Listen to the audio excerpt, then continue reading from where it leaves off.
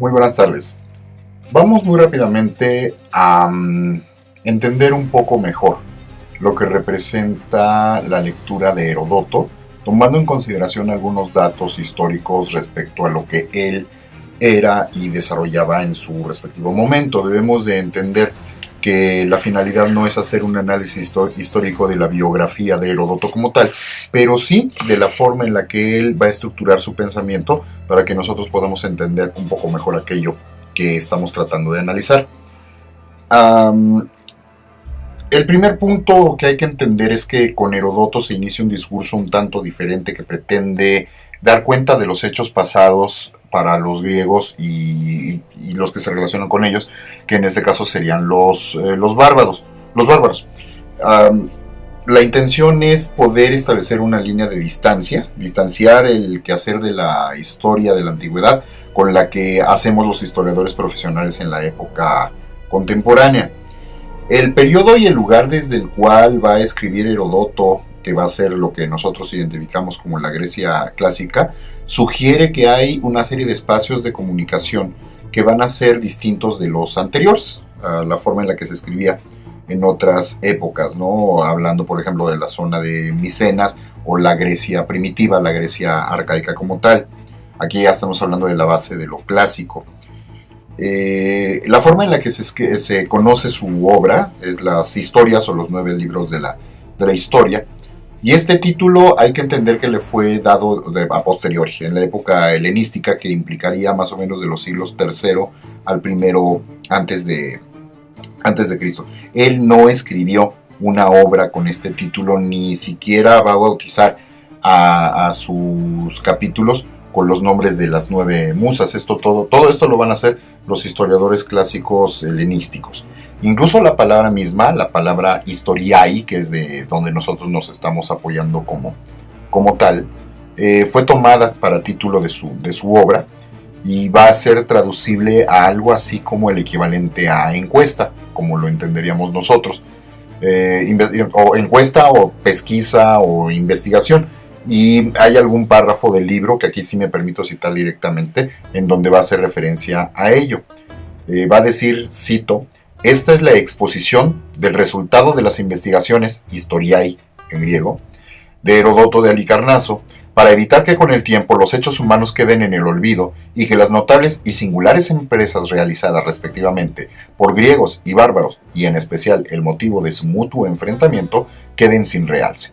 Esa es la pretensión fundamental y primordial con la que se va a comenzar a hacer la construcción del texto al que nosotros tenemos que hacer referencia y alusión.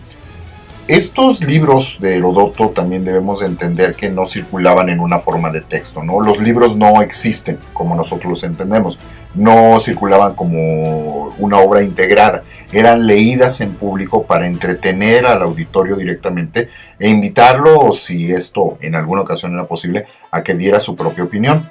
La ordenación cronológica y la estructuración final de los libros, tal como nosotros hoy la conocemos, va a ser ya muy tardío, va a ser a finales del siglo XIX y principios del XX, particularmente cuando los historiadores positivistas de la época moderna trataban de una forma muy afanosa de reivindicar el nacimiento de su disciplina y de sus prácticas, estableciendo sus inicios con la obra de Heródoto. No hay una intención de hacer este encadenamiento.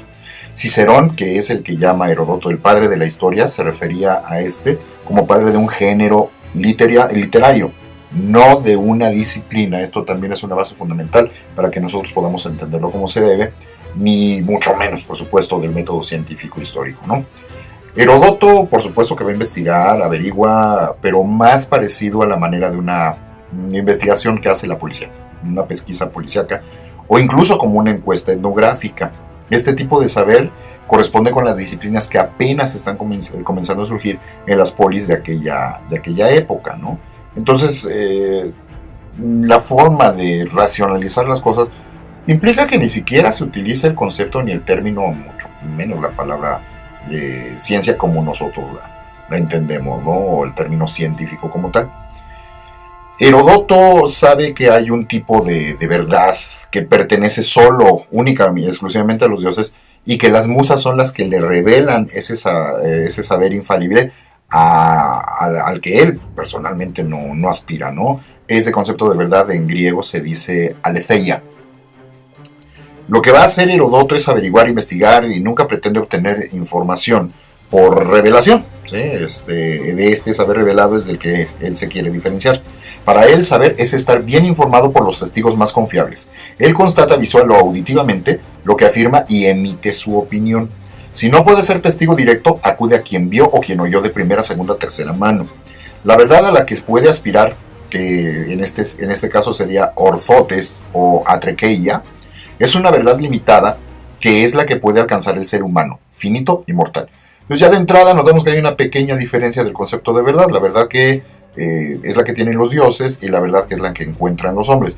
A veces la verdad de los dioses se le puede dar a conocer a los hombres con la condicionante de que sean los dioses los que se lo revelen a ciertos hombres, porque no todos van a tener las mismas capacidades, ¿no? Su investigación, su saber, lejos de postularse universal, es un saber de lo particular, ¿no? Él no quiere hacer explicaciones, ni puede hacer explicaciones generales.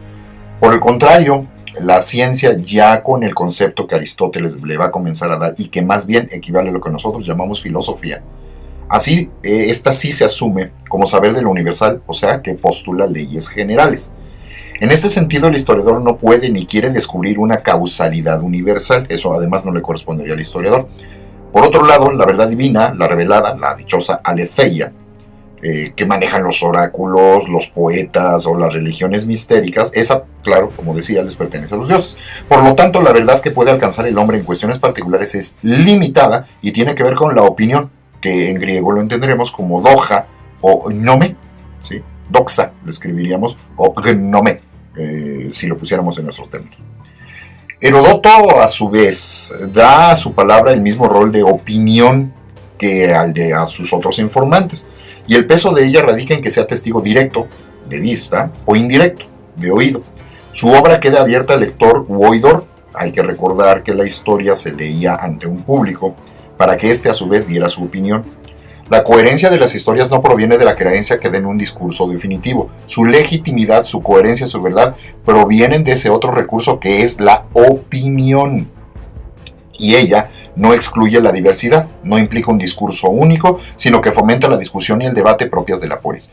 Además hay que entender que es lo que nutre el esquema de lo que nosotros llamamos las leyendas o los mitos. No son cerrados, no son fijos y el testigo siempre le va a terminar agregando. Esto es una base importantísima para entender la historia de la época clásica y por supuesto cuando se integra el mundo del cristianismo para esta forma de construcción, que no tiene nada que ver con el intento de construcción científica del siglo XIX en adelante.